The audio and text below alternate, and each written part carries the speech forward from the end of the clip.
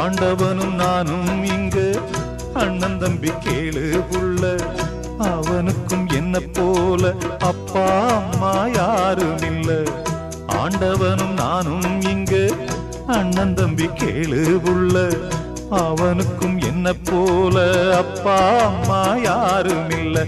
ஓடும் நதி ஒருத்தனுக்கு சொந்தம் இல்லை அம்மா, ஓடும் நதி ஒருத்தனுக்கு சொந்தம் இல்லை அம்மா.